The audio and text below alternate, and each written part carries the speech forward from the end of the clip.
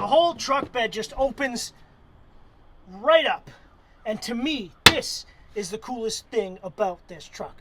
Pay attention, Brian, look at this. Chevrolet gave me the new Silverado EV to try out. Not only have I never driven an electric car at all, I've certainly not driven an electric pickup truck, and not for work purposes. But today, and let's see what happens. It kind of reminds me of a Camaro, but it's got a very sporty look to it. This feature here, this sort of design, an unexpected addition to the Silverado. Was not expecting to see something like that.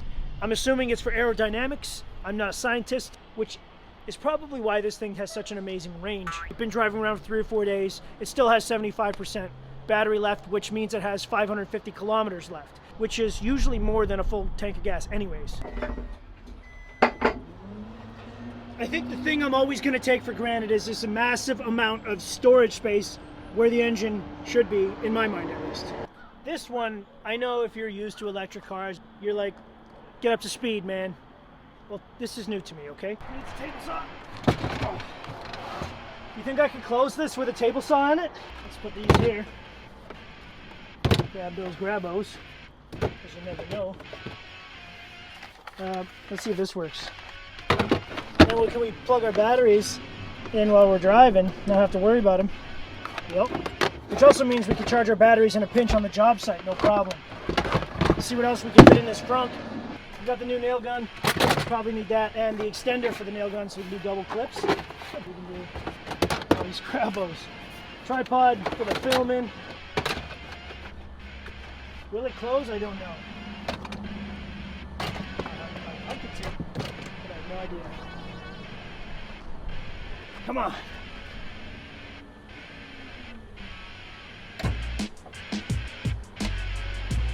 I'm impressed. I did not expect it to close with that many tools in it. Now think about that. That's normally most of your back seat soaked up. So when your wife calls and goes, hey, I need you to get the kids from school or daycare, but your back seat is full of sawdust and saw blades and tools because you didn't want your expensive tools to be out in the bed, now you have the front. So that's pretty cool. We got 2 features here. One is a half tailgate, one is a full. Now let's go the full tailgate first.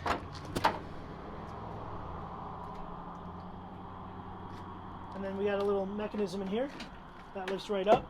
So if we got something this length from here to here, we don't have to worry about it sliding out.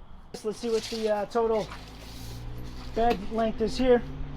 We got 7'8" to here, which is not bad. But grab this strap, pull it up. Boom, this strap, pull it in. Oh, hold that down. It's like a Decepticon. Woo! Look at that. Have you ever seen this? Of course, the other side does it as well. This is, to me, the most interesting part about this vehicle. And utility-wise, what makes it, you know, more of a utility, more of a work truck, because it can do these kinds of things. And anyone who's mechanically inclined loves doing stuff like this anyways. Boom. So now it opens right up. Look right down there and see what you see. You see me. From here to there, let's measure it. We got 11 feet of bed space. That's crazy. Chevrolet says you got 10 foot 10 inches. I'm measuring 11 feet. So I mean, you get a bonus 2 inches right there. Coming from me. Boom.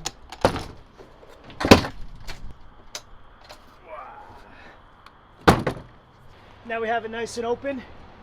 Now check this out. For some of you older carpenters with bad knees, we got this feature here. The middle tailgate. Boom, turns into a step. So you got the step-o-matic. Right into the, if you got your tools loaded up and you're trying to unload them, that extra step, boom. That's actually very practical. It's not just a weekend warrior vehicle. This is meant to be a professional work truck. I'm told it can tow up to 12,500 pounds, which is more than enough for what I need. Chevrolet has other models with the Midgate system, but I mean, this is just that extra thing. Fold it up real nice.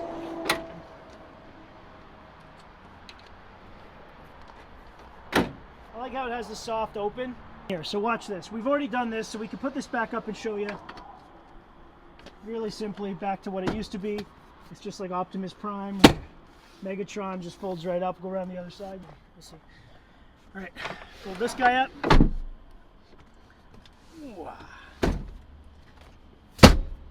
So now we know that's how easy it folds back up.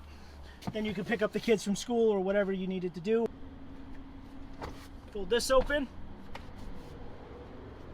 Drop that, fold this down. I'm gonna come over here. Whoa. Get in here and watch this. Now, this is strangely shaped a lot like this. So let me show you something really cool. This stopper is going to mean I can do this by myself with no issues. Glass comes out. This is what's stopping it. I'm going to push this little stopper in, take the glass out, put the glass right here where it fits. Lift this guy up, get the glass in place. Now we're going to slip this down. And now, the real fun begins. The whole wall opens up. Boom! Look at that. You feel the full wrap of the maximum truck beddage. Never seen anything like this. How did I know? I should have known that was going to be that easy. Back in the day, we used to just do it like this. Save our backs, you know.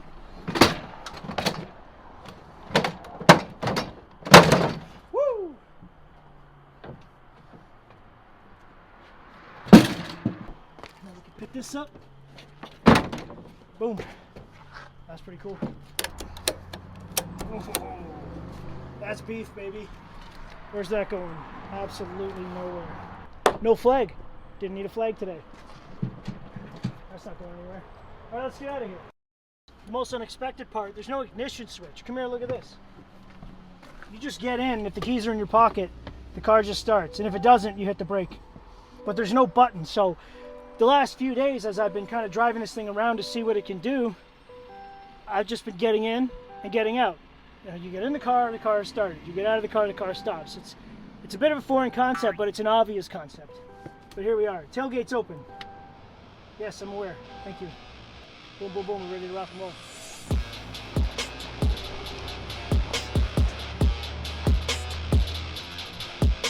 Look, check it out. Look back there. It's wide open. And you can remove the tonneau cover if you want to. And then it's just completely wide open. No worries. And that's all we got to do, man. We can go over 16 feet with this truck with no problems and no risks and no worries. So we're going to load all these 16s in to get to the full weight. We'll see how it goes. Right off the bat, loading this thing up with that full 11-foot bed means that we can put 16-foot deck boards all the way into the back, and we have only a 4'10" overhang. Here in Ontario, we're allowed to go up to 5 feet of overhang before we need to figure out something else. And in this case, this is the first time I've ever been able to transport 16-foot deck boards with only a pickup truck. So that's a huge accomplishment. I have to do this. I'm going to bend this over real quick so it can't escape. And that's a red flag. Check this out. We got it. We're done. So it's loaded to 1,980 pounds and it's capable of holding over 2,100 pounds. So given that, this thing should be able to perform today. My 1.5 ton trucks would be kind of sagging and riding a little low right now. This one seems to be handling this pressure well. I'm going to show you something real quick here. Have a look. If you want the car to run so you can use the battery, you're going to press this little button here and the vehicle will remain on for 60 minutes. That gives us a full hour to plug some stuff in and work on it. Let's go test that out. Open it up. We got 3 different kinds of outlets. And we had 2 different kinds of outlets. This one we won't be needing today. But, I mean, we do have some tools in the shop that would require that. Get in there. Boom.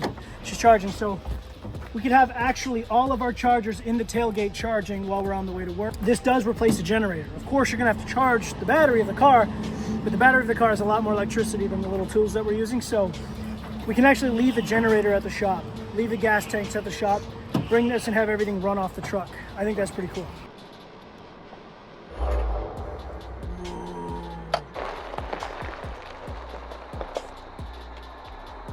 steering. That's weird.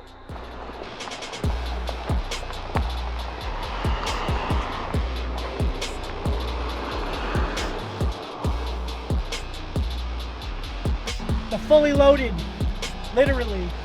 Let's see how the drive goes. This is a pretty rural highway, so honestly, drive-wise, I'm not feeling that crazy weight, that extra 2,000 pounds of material that sometimes you kind of feel that sluggishness, so I'm a little surprised by that. Steering's the same. I'm noticing the reaction time's the same. It's a little back heavy versus front heavy, maybe, but not in a bad way. This is working. I'm liking this. The four-wheel steering ability is another one of those really cool things that makes tight U-turns in a truck this size with a load this size more than easy to do. So that was a 35-minute drive, and we used about 5% of the battery. Whether that's efficient or not, you'll have to do the math, but this, in my opinion, is workload without worry. Next, let's find a charger. Lightning bolt. Let's see what we got. Okay, where do they got a fast one? Who's got a fast charger? Very fast. Alright, let's go. Let's charge this thing up. I never charged electric vehicles. It's kind of exciting for me. You might be thinking, well, who cares? I charge it every day. Never done it before. So far, driving this is no different than driving a regular car, but I know the charging, that's what's different. 6 minutes from here, in a suburb, 40 minutes from the city, I mean, that can't be bad. I've seen places where gas stations are harder to find, so. Alright, we're going to try the Super Cruise out for the first time ever. I've never done it. Is it steering on its own? This is terrifying. We're going 100 exactly. The green light is on, which indicates that it's steering. On the 401, and it's driving for me. It's indicating that it wants to move around this guy. It's going to merge for me? That's nuts. Man, that's just a crazy, really cool technology that when we were kids we thought was like super futuristic stuff, you know, and to see that a car can drive itself, mind-blowing. Let's back this in, take a charge.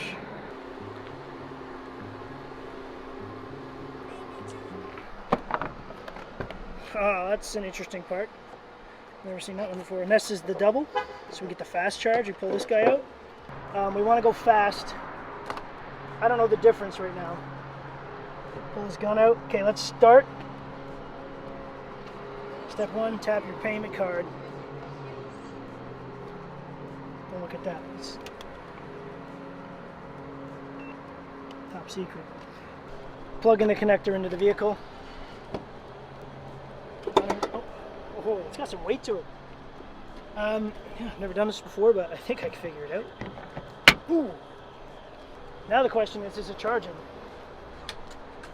Just preparing. I always wondered, like, how much is this going to cost me? Is this going to be more than a tank of gas? Oh, it's charging. So we're at 54% now, and here's the money, and here's the charge factor. So as we charge, it'll go up.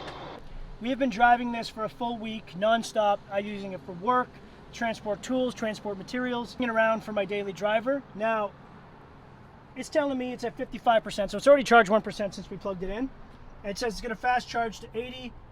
It'll be ready in 25 minutes. So we use less than half a battery in a full week of driving, so that, I think that feels like it's more than a tank of gas. So the convenience factor of gas is it takes just a few minutes to fill up. That is obvious.